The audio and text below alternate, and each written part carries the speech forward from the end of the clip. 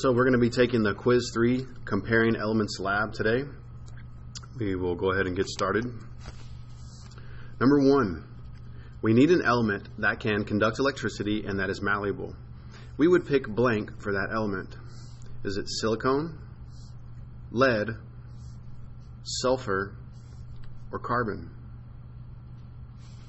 Number 2, for an experiment, we need an element that is brittle and that does not conduct electricity.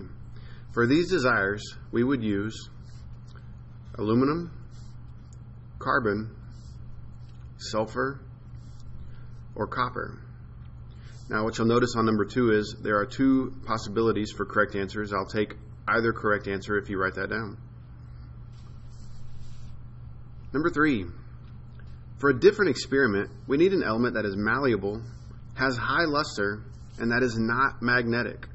We would want to use, is it iron, carbon, sulfur, or copper?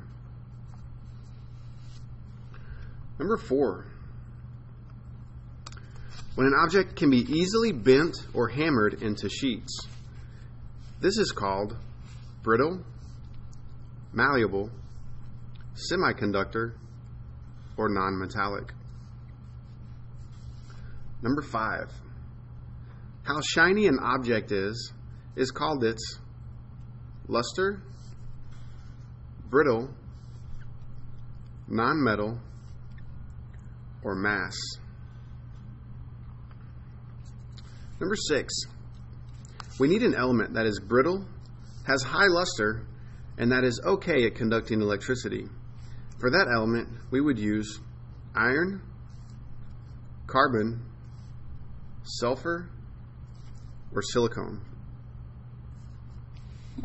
Number 7, an element that is very malleable, soft, non-magnetic, and conducts electricity, we would want to use blank for that element. Is it silicone, carbon, lead, or iron? Moving to number 8. Looking at the table tile, we have 17 blank, and we know that it's a non-metal. Use your periodic table to figure out what is the missing symbol. Is it carbon, chlorine, hydrogen, or cobalt? Number 9. What is the atomic number of this element?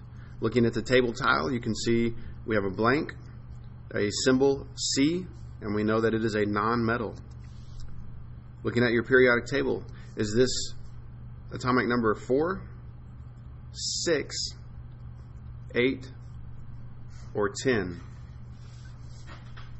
Number 10, how is this element classified?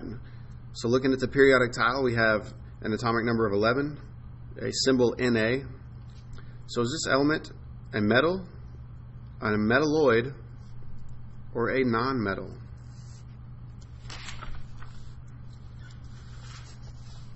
Number 11, you can use this periodic table here. If you're familiar with that, that's fine. If not, you can use the periodic table glued in to page 25 of your interactive notebook.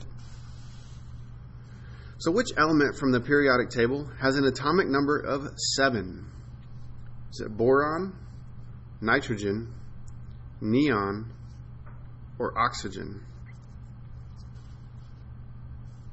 Number 12, which one of the elements below shows properties of both metals and nonmetals? Is it aluminum, carbon, phosphorus, and silicone?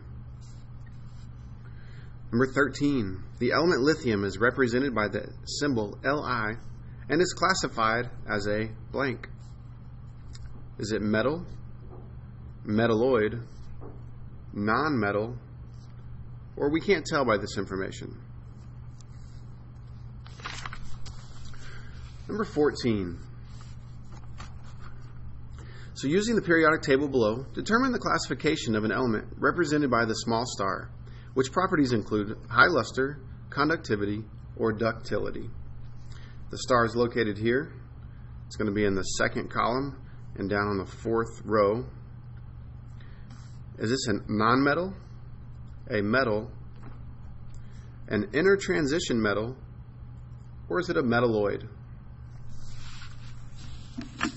And for our last question, using this periodic table, determine the classification of an element represented by the small star. Those properties include brittle, insulator, and poor conductor of electricity. The star is located here. It's in our third row.